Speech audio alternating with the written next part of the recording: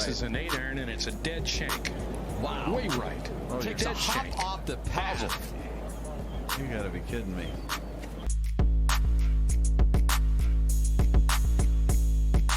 Very tough pitch shot right here. You got to hit it into the hill. One hop up and bite, and it's in. Kind of like that.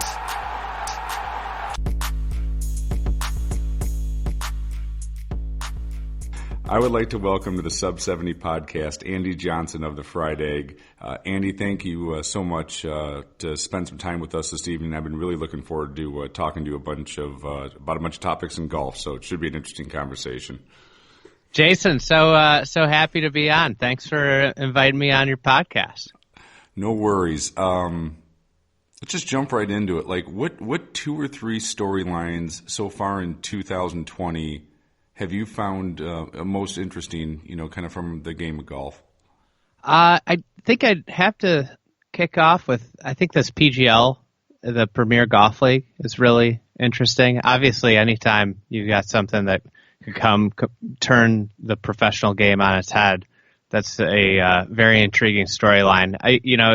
I think it's one of those stories where we're going to see a lot of smoke like we're seeing now, where you just have these reports and these rumors come out, and then it's either going to fizzle out where, the PGA Tour or European Tour are still the 2 big places for guys to play, or, a couple big names are going to commit and a lot of stuff is going to happen really quickly. So I'd say that one is one that sticks out to me. And then I think the Patrick Reed thing is, whether it's just the whole handling of the Patrick Reed incident and the way the tour has kind of tried to sweep it under the rug and kind of keep it quiet is one that sticks out just from this standpoint of everybody saw what they saw, and that's been something that's going to stick with Patrick Reed for a long time. But obviously played great in Mexico, and that's been an interesting storyline, I think, as well.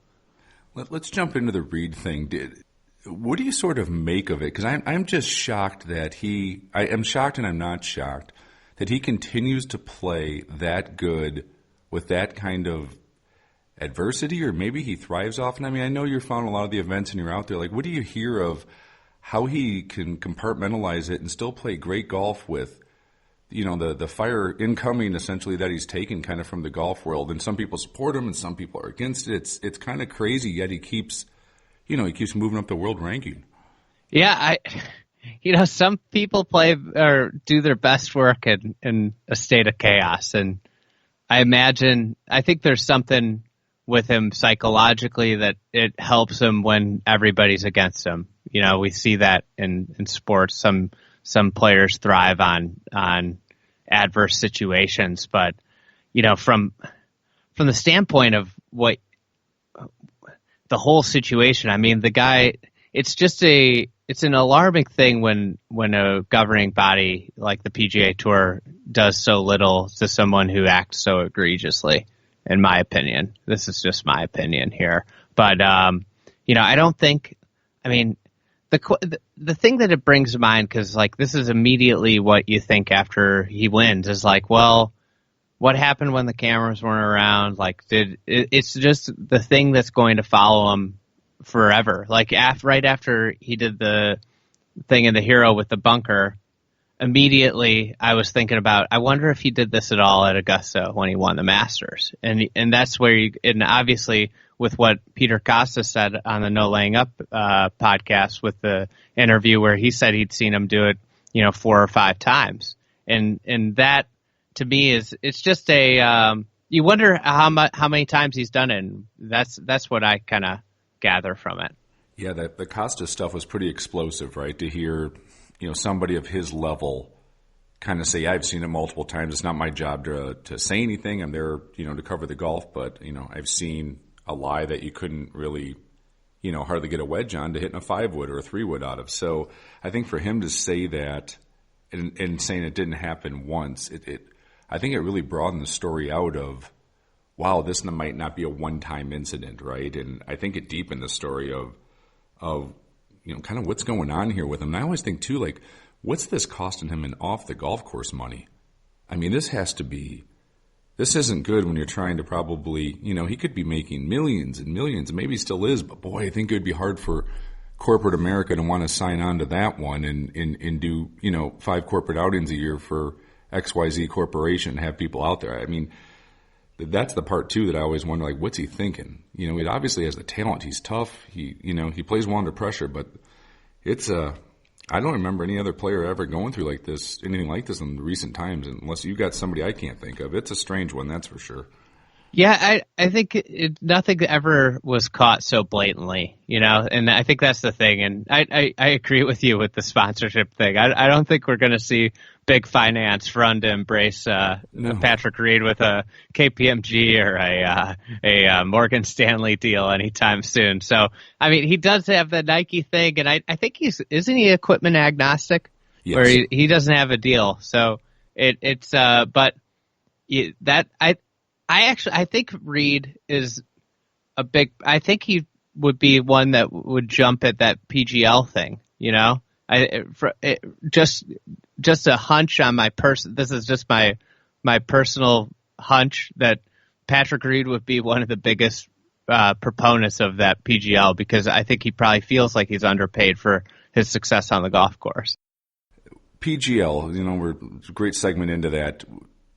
It's an interesting topic. I think you would have to get Rory, Tiger, Phil. I mean, you'd have to get some real players to say we're in. And then my question is, even though they could make more money, and there's a really good argument, like listen to Hank Haney and saying they really are underpaid compared to other professional sports around the world for being stars. But is the legacy then something they're not going to want to tarnish? Meaning PGA Tour wins will be looked upon 50 years later, as more prestigious than a PGL win if it makes it, doesn't make it. So I think there'd be a lot for the players to risk from where their careers are at in history.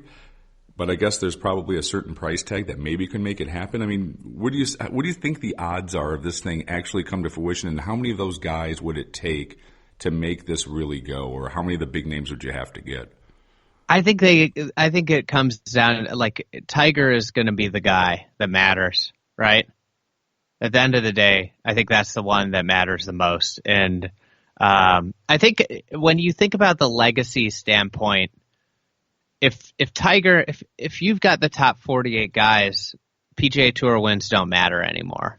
The PGL wins are going to matter. And I think there's the other aspect of that team ownership that is probably intriguing to the really big names, where Tiger has ownership in a team, a franchise, essentially.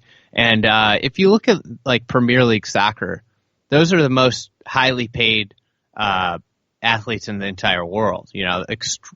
Exorbitant contracts. And I think from a standpoint of, obviously they know what they have in the PGA Tour, and that's safe, right? And I think that's where the PGA Tour's, their big draw is that, hey, we're here, we've been here, we've gotten you here, stick with us. But at the end of the day, you look at the veteran minimum contract in the NBA, it's, I don't know, $600,000, and and LeBron James is making $40 million. And you look at the PGA Tour, as you have a great year on the course on the PGA Tour, you make, let's just say you make $20 million.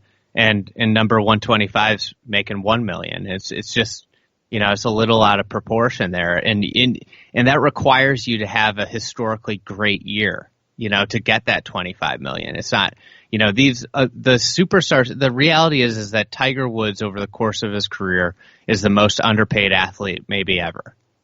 It's hard to argue that. I think that's a true statement. Even the money he's just brought to all the other players who are finishing 14th on the money list is staggering. Exactly. That's the thing. It's like if you went to a purse, like what would the purse be if Tiger never came? It'd be maybe $5 million, $6 million. Well, look at the Champions Tour. How that purse was the same when I'm 47 years old and I was 25. They were winning the same amount of money on a weekly basis with a victory. $180,000 check. So. Yeah, right. I mean, there's a tour that hasn't had a big kick in where there's corporate money following it, and it hasn't changed much. And look what happened on the PGA Tour, right? I mean, there's a perfect example. Yeah, and I think that's where the PGL, their big sell is that like the idea of you get to see the big names play every time, you turn on the TV for the PGL. Like you know who you're going to get to watch, which is the big sell. Obviously, from a competitive standpoint, cuts are great. You have these big fields and you cut them, and if you're not playing the weekend if you don't play well, right? But for the fans' sake, the idea, like if you look at what happened at the Honda this last week, just a casual fan who buys tickets for Saturday, works all week, can't wait to go to the Honda Classic on Saturday, and the two biggest names, Ricky Fowler and Brooks Koepka, miss the cut. That's a shitty fan experience. Yeah, and I think, exactly, right? You might have somebody who really wants to go see one of those two play, and I don't know how fair it is to the athlete either, right? I mean, you're paying for a caddy. You got to pay an entry fee. Is it really fair Ricky Fowler net lose? I mean, I know he can afford it, but in principle, is it fair he net loses money? Does the Pro-Am, does all the stuff? I don't know. I think there's some strong arguments for the PGL stuff of what would make sense from a fan experience and easier for those top players, to be paid like another elite athlete from another sport. So it's going to be really interesting to see. I guess it'll come to fruition or not in the next 2 or 3 months, I would have to imagine, right? It's either going to happen or it's not. Yeah. I think that's what we're going to see. It's going to be slow with this kind of what we're seeing now until something's going to happen. It's either going to fizzle out or everything's going to happen really quickly. And I think it's important to remember with the tour being a member-run organization, member-driven organization, where they're looking out for 1 through 200 on the PGA Tour, is that as I think I've thought about this a lot. When you look at sports, right, the superstars become more and more important the less and less players that are on the field, right? So in football. You could win a championship without like a, bona fide. Superstars don't, obviously quarterbacks matter a ton, right? But superstars matter far less than in basketball, where if you don't have one of the 5 best players in the game of basketball, you're not going to win because, that roster size just gets smaller and the players on the court. In individual sports, superstars are the only thing that matter, right? And with the PGA Tour, how many superstars are there? Like 7, 8, 10 maybe? You could probably pick 10, right, that you would say there's a legitimate superstar, huge fan draw, game changer when they play in that tournament. So there are a lot of events conducted on the PGA Tour without a superstar. And that's the things I would start to think about if I was the PGA Tour trying to, fight against the PGL. Is like, okay, how can we do something that rewards our superstars more? What do you think with the TV coverage, especially from CBS, with the changes they made and how golf is covered, just sort of from 5,000 feet, kind of from all the networks? What do you like? What do you don't like? And do you think the criticism that's been kind of coming towards the way golf is covered is a fair criticism, or do you think that overall they do a pretty good job? I think golf is obviously the hardest sport because there's no central focus, right? Everywhere else has a field and a ball, one ball in play. The PGA Tour in golf, you've got 140 players across 18 holes, or you don't have 140 players, but say 90 players across 18 holes at a given time. And that makes it just very challenging, right? And it's just very simplistic. Like, you have to have cameras everywhere. I don't think they do a good job right now in terms of what it could be. I think, there's a lot of room for improvement, but at the same time, like, until you're in this situation, somebody might look at what I do from my job and they say, hey, you should do this. It would make your website so much better. And it's like, well, yeah, I know that, but it's kind of hard to get there, right? Until you're dealing with all the constraints. And obviously, to make money, they have to sell advertisements. Like, that is nobody's telecasting golf to lose money, right? So the commercials are a necessary evil to the golf, but I think where they could really change is the what they show, how they show it. I think showing more approach shots would be great. Less tap in putts. But at the same time, it's just really, it's a very difficult sport to broadcast. I think it's really easy to pick on coverage. I think that's about the lowest hanging fruit in a spot of where you could, criticize and I think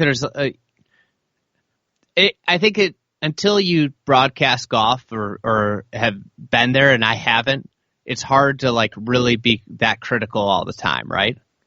I just wonder if some characters like a Ben Wright from back in the day, I thought I liked McCord's perspective.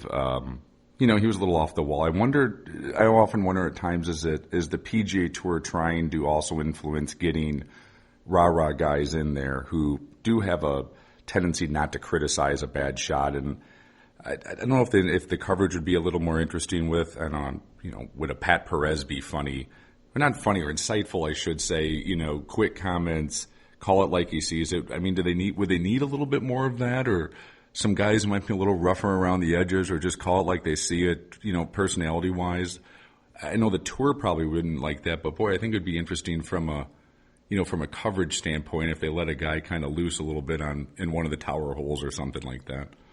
I definitely agree with that. I think the changes they made, bringing in Davis Love, that was really safe. He's never going to say anything that rocks the boat, right? And they got rid of two guys that, very clear with Costas. Costas had opinions. He just wasn't giving us opinions. And I think that's the thing, is that I think with the broadcast partners, people don't understand how much the PGA Tour leans on them, and how much pressure's applied there. From a standpoint of, as Costas alluded to on that No Laying Up podcast, mentioning FedEx Cup points. Nobody likes FedEx Cup updates, especially when it's the Safeway, and I guess the Safeway is not the first event anymore, but it's the first event after the end of the FedEx Cup, and we're getting FedEx Cup updates, projected updates, 2 weeks into the new. Right, none of the big guys have even played yet. This means nothing in 2 months, or whenever the quote-unquote real season starts for the big studs coming out. So I agree. I always kind of look at that stat, and I'm like, oh, okay, it's cool that Patton Kizzire is up there, but will this last come, June or July? Yeah, and I think that's if you look at other telecasts, why Tony Romo is a great example. Tony Romo is so good at football because he does his homework, and you feel like you don't it doesn't have to be critical, but it needs, somebody has to add something to the conversation. And I think one of golf's biggest problems is they try and appeal to this, casual viewer of golf. This casual viewer is probably going to like it more if he sits down and he's like, wow, these guys, I don't really understand that much they're talking about, but I want to understand what they're talking about. If they just let these guys go a little bit deeper, instead of us hearing, Gary Woodland could dunk a basketball. Anybody that's watched golf for, more than 10 tournaments and has seen Gary Woodland knows that already, Well, or he could have been in the NBA, right? If he just would have taken a different path. Yeah, he could have been in the NBA after he was playing D2 basketball. Right. That's the storyline. It happens all the time. Exactly. It's a pipeline for the players at the highest level of coming out of those programs. But exactly, that's the storyline. But when you're watching Tony Romo, Romo's breaking down the play. He's like, I'm betting they're going to run this, and they're going to go to this guy, and sure enough, it happens, and you're like, holy shit, how does he, this is incredible. He's good at it. He's good. But, so from golf standpoint, I feel like golf's always trying to appeal to this person that doesn't exist, this casual fan. It's Thursday or Friday on Golf Channel, and it's, the Bay Hill. Guess who's watching? It's your diehards. So give them a product that don't just give us the same stock stuff that you say every time that Ricky Fowler's on. Don't give us that same thing about, oh, Dustin Johnson, he's such a great athlete. Give us more, give us facts that you pick up. And if you're on tour at Stop to Stop, you should have a ton of information on these guys, right? kind of a mission to say, like, our diehard fans are going to tune in and they're going to appreciate the game more because they tuned in. And I feel like the opposite almost happens now, where when diehard fans tune in on weekends, they leave offended.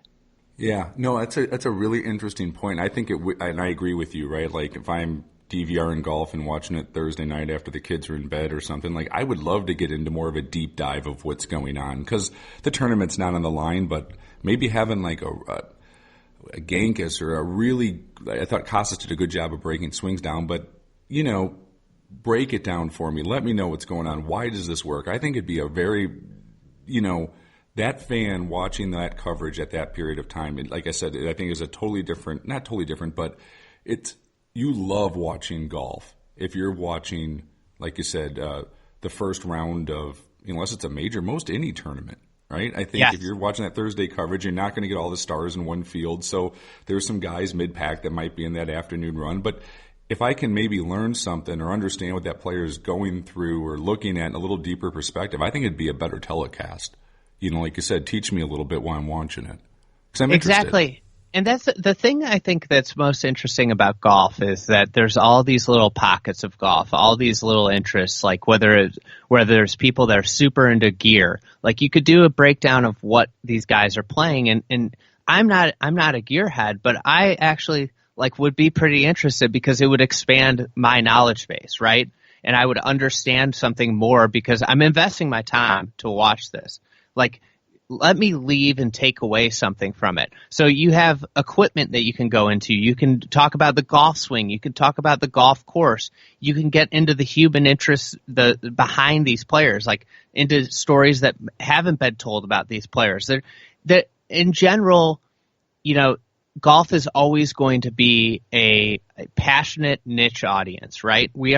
Golf is not an audience like the NBA where you're drawing, or the NFL where you're drawing millions of people from all over the globe. Like golf is a small, passionate audience, but so play into that. We're niche, so we can do stuff.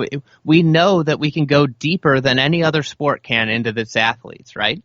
Well, kind of, yeah. I mean, I agree. I love watching golf, and to be honest, I'm getting bored of watching it a little bit.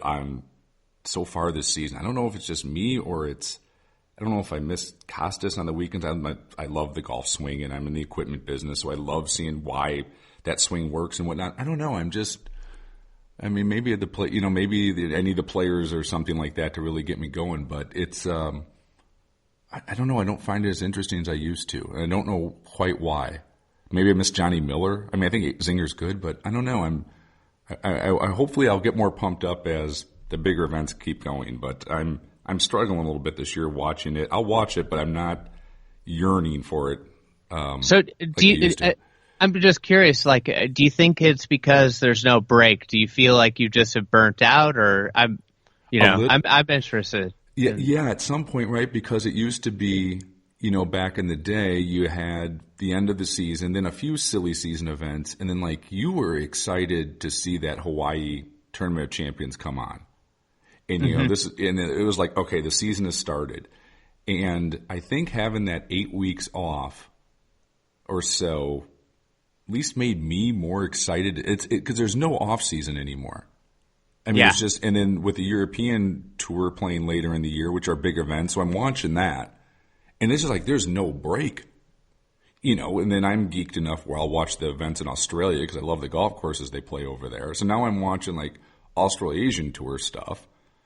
So it might just be cumulative of just watching so much golf and then having the ability of these channels now to basically broadcast it that, I find the events on the Australasian tour playing over there more interesting than the American Express now at some level.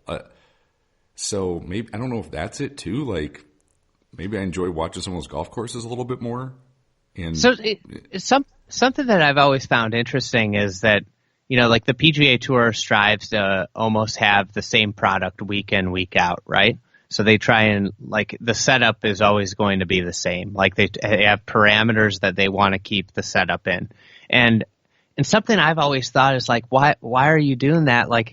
Different is key, right? So if you think about, nobody's trying to travel around the world and see all the football stadiums. I mean, some people might be, but like the interest in the tour is like who can play the best in all these different conditions, elements, grass surfaces, and everything. And I think each event they should let it be different.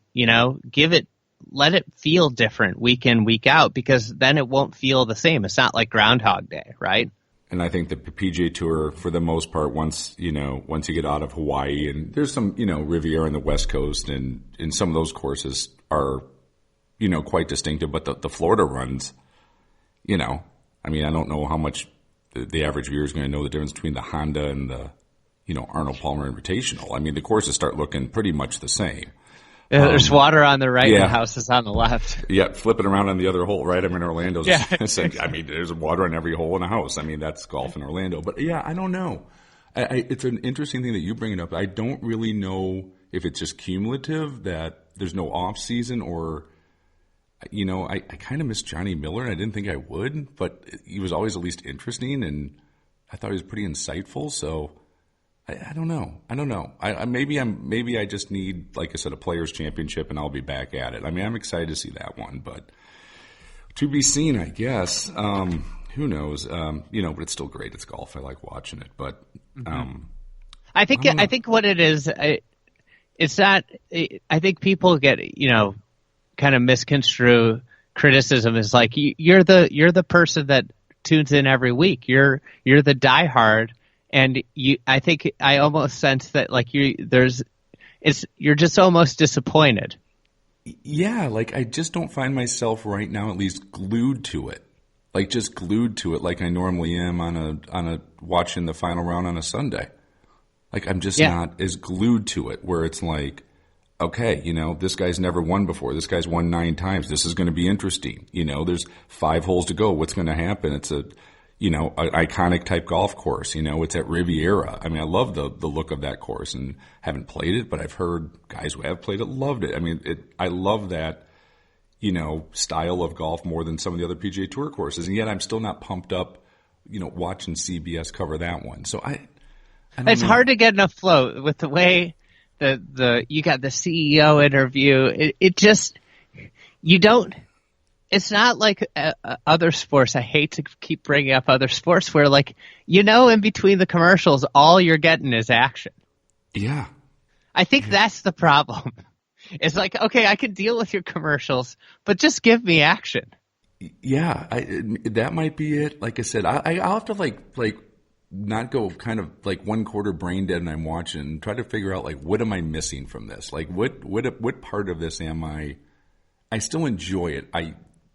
I'm just not as quite engaged. in love with it. Yeah, there you go. That's a good way of talking about it. It's just I'm not as glued, but it's on. Yeah, I find myself getting distracted too, and like this is what I do for my job, so it's hard. I mean, it's really when you sit down and there are moments where you get really frustrated.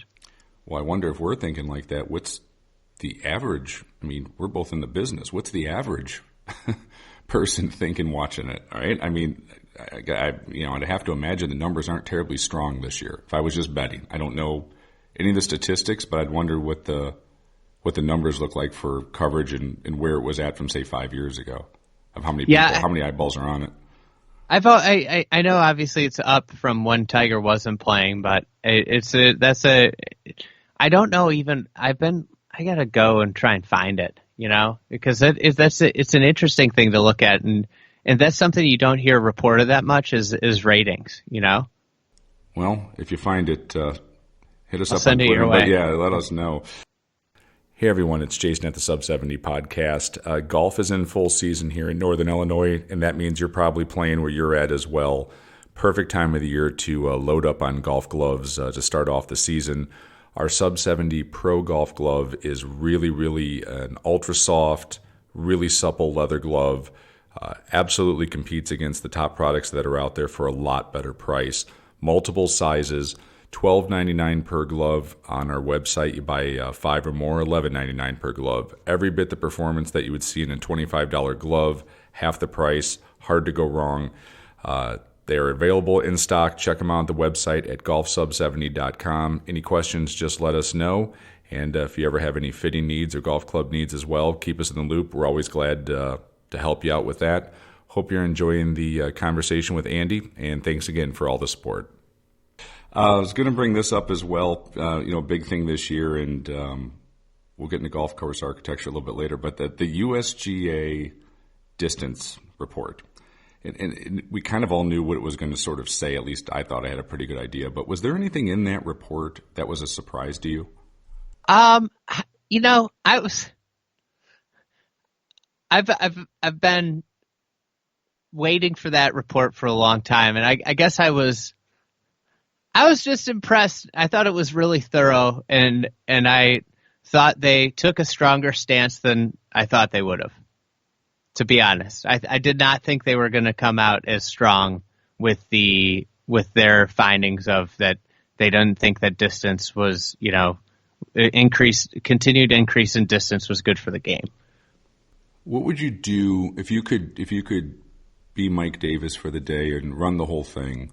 How would you fix the problem where, these great golf courses don't have to add more yardage, yet the 15 handicap who hits it, 208 yards off the tee, realistically, if they averaged them all out, doesn't get penalized or doesn't get even perceived, per se, that golf is already harder where, they're struggling to break 90. How would you find that middle ground? And I'm guessing there's a middle ground there that you would try to solve the Rubik's Cube if you could. It's a really tricky situation, and I'm happy I'm not one of the people that has to do it. I think I've always liked the idea of a classic course ball. Jeff Shackelford made a great point about soft spikes, and soft spikes started at clubs where they didn't want the greens to continue to be ripped up by metal spikes, so they started mandating soft spikes, and then sure enough, now everybody uses soft spikes, right? Except for a few pros. And I think a classic course ball would be, because the thing that I miss is you just don't see guys have to take on. I think sports is the thing that is most captivating about sports is the moments where people overcome adversity. Like Reggie Miller, 9 points or 7 points in 10 seconds. Those are the moments the Jordan flu game. When you're up against the odds and you hit these, great shots in golf is what you remember. I think the most memorable shot I can think of in the last 5 years is that Brooks Koepka 4-iron laser at Bell Reef. That was just an insanely great shot.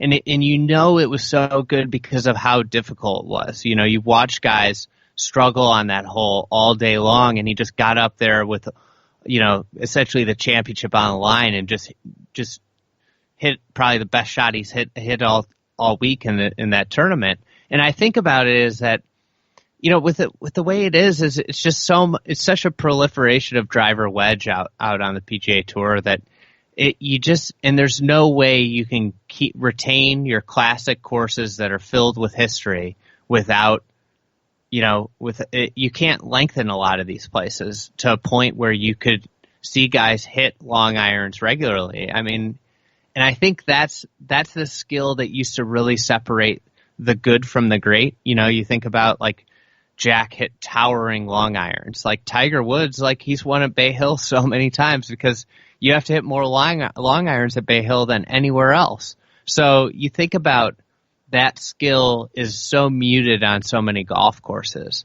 So I'd like to see that brought back. I think the driver, and I'm curious your take as somebody in equipment business, because, I'm obviously, I think the thing with this is that everybody's got a viewpoint and everybody's viewpoint's biased. And one of the things I think about with golf is, for the most part, everybody's most concerned with how does this affect me?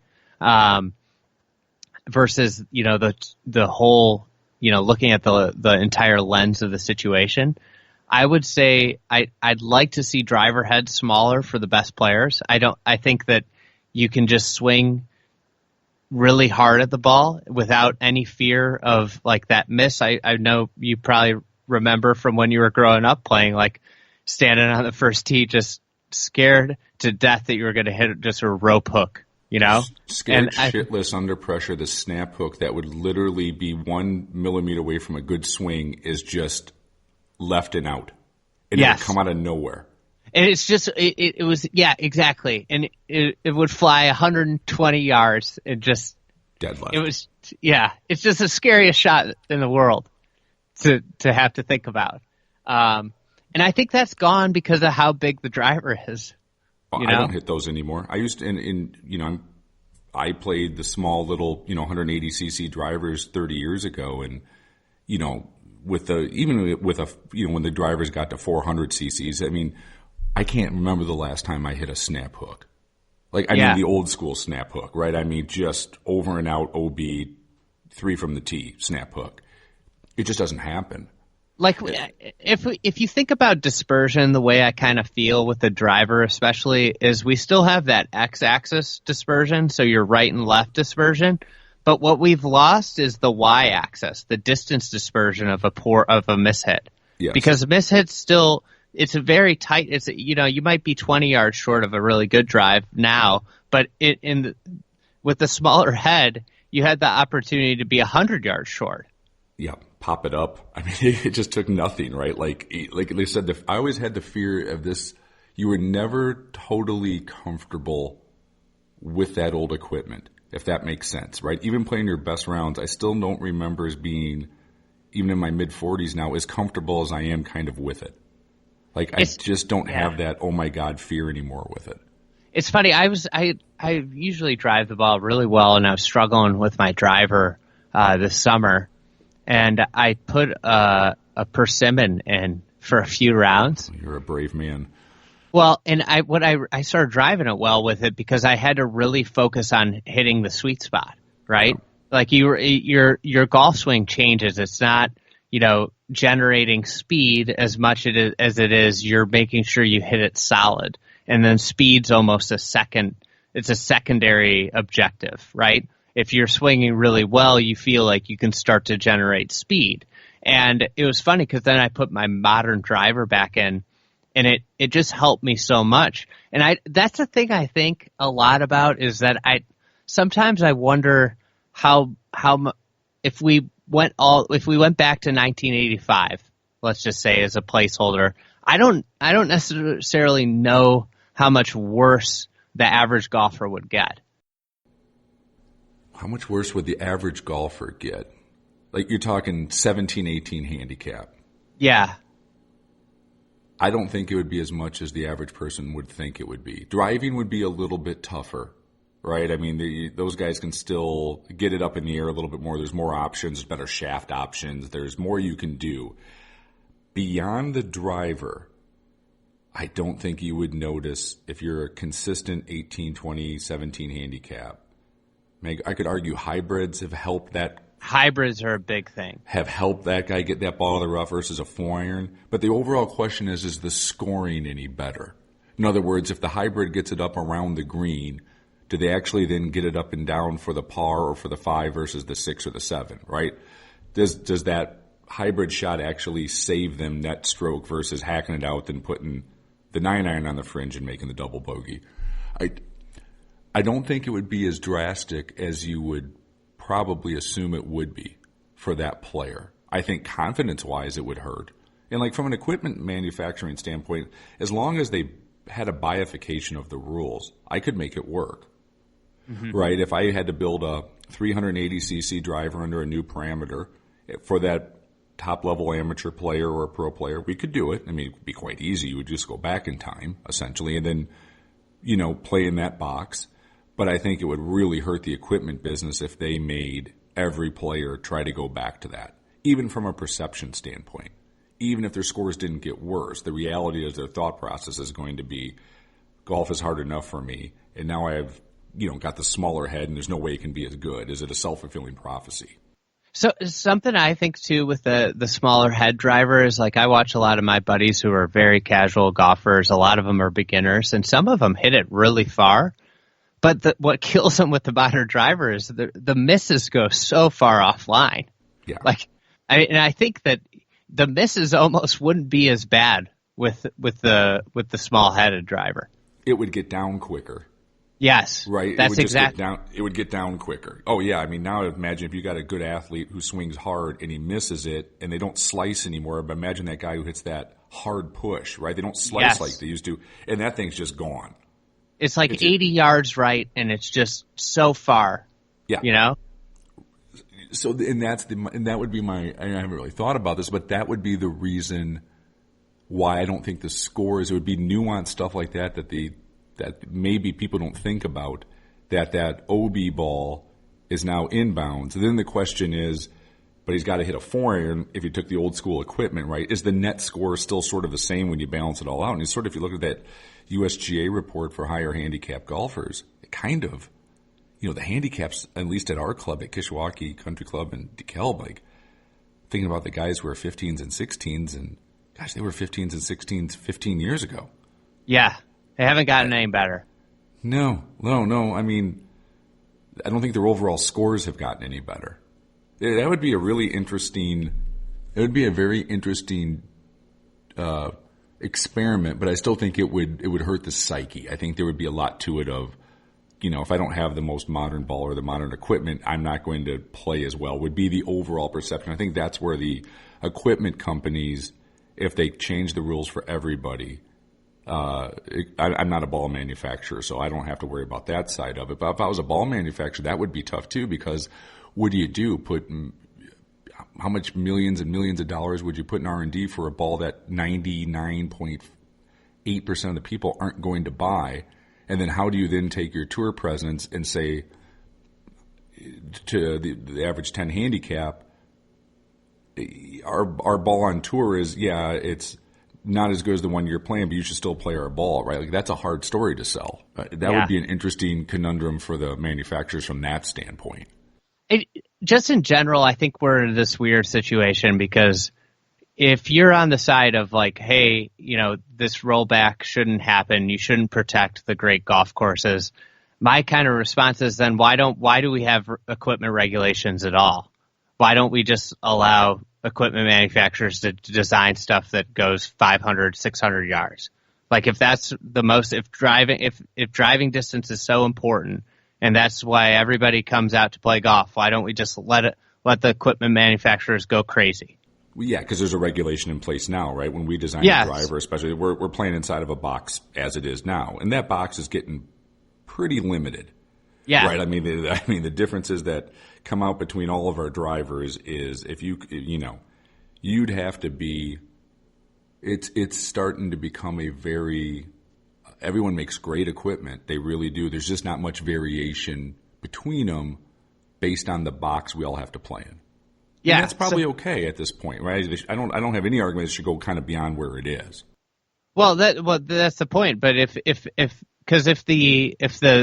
the kind of argument against rolling back is that we can't have people lose their equipment that helps them play and golf's too hard, and then why don't we just let them get even better?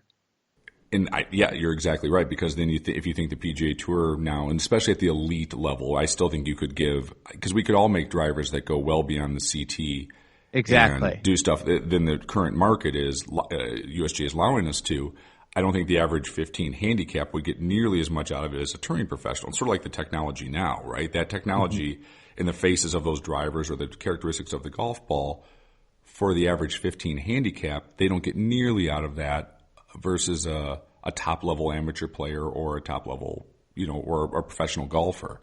So even if you gave the amateurs that stuff, they might be 10 yards longer, but they're not going to hit it 50 yards longer, where a touring pro could literally hit it. Oh man, you could design something. They would be averaging over 350 yards. Pretty easily. Pretty easily. So, no, it's. I don't think golf's at the highest level is pitch and putt for the most part now. I mean, look what they did at Medina last year, and I don't think anyone wants to see more of that. I would be fine with a bifurcation. I don't know. You'd probably have to do it with a ball, but I think it would be like the coolest thing ever if you could have Chicago Golf Club host a men's U.S. Open again. Yeah. Right? Like, how great would that be to see, those guys hitting 5 irons into some of those greens? Like, okay, now I'm excited to watch golf coverage. I mean, And how maybe cool? it'll- How Yeah. cool would it be if you could just go play a 5,800-yard course because, like, you had a ball that it wasn't just driver wedge, like, and that was like, and you went out there and you hit all the clubs in your bag, like you would at a, if you're a scratch player, like right now, you probably need to play about 7,200 yards to really hit all the shots. And imagine if you could do that at 5,900. Like, I posted a poll. I never wrote anything. I meant to write something. I posted a poll like, hey, what are golf's 2 biggest problems? And I think I put cost, time it takes to play, how hard it is, or other. And like, cost and time of play blew away everything else. I think they had in the 40s of the 2 percentages. So, of the 4 things, they were taking up over 80% of the answers. And to me, all right, so cost and time are our 2 biggest things. Like, everything that goes towards that bottom dollar of golf revolves around like the golf course and how much it costs to maintain for the most part, like your regular daily fee municipal golf course. So if the ball and equipment went shorter, the golf course would have less grass, less maintained area, and you'd play faster because courses would be shorter. But then if you asked the same survey and said, would you be okay with rolling back my equipment in order to kind of get to where you're going so we could play a 5,800-yard golf course? What do you think the response would be? It would be vehemently against it, but if you... So, You're right, like, though. Aiken Golf Club is an unbelievable golf course in Georgia. It's in South Carolina, just right across the river from Augusta. Yeah. And it's 5,800 yards. It's got it's on this amazing topography. It's great for anybody to play. You're going to have an awesome time. But the average pace of play out there is like 315, 330 for regulars. Beautiful. And because it's only 5,800 yards, it's like 7,000 yards. Takes a really long time to play golf on a 7,000-yard golf course because it's 7,000 yards versus 5,800. Oh, you're preaching to the choir on it. Yeah, I mean, there's nothing worse than the 5 hour and 30. I mean, I won't do it. I just won't do it, right? Like, I want to play 9 holes in an hour, and let's get moving, right? And in our home course, I mean, there's issues at Kish. I'd like to, take out about 800 trees, but it's 6,400 yards from the tip, 6,200 from the whites. You can get around it pretty quick. It's not a beast, and you can play 9 holes pretty quick because it's old school. And yeah, when you get some really big boy golf courses, there's no question the time goes up, the difficulty goes up for the 15 handicap, and next thing you know, you're out there for 5 hours, and people just don't have the time. And or if it's a place like Kishwaukee that had the room to expand, what you're doing is you're walking from the green way back to tees. Right. You're walking 100 yards back to the tee and then 100 yards back past the green again. Where Kish works in the sense that the green complex, of course, to the next tee box, all things speaking, are very, very close to each other. So you can kind of just move and go. It's old. It's kind of how they built them back then. So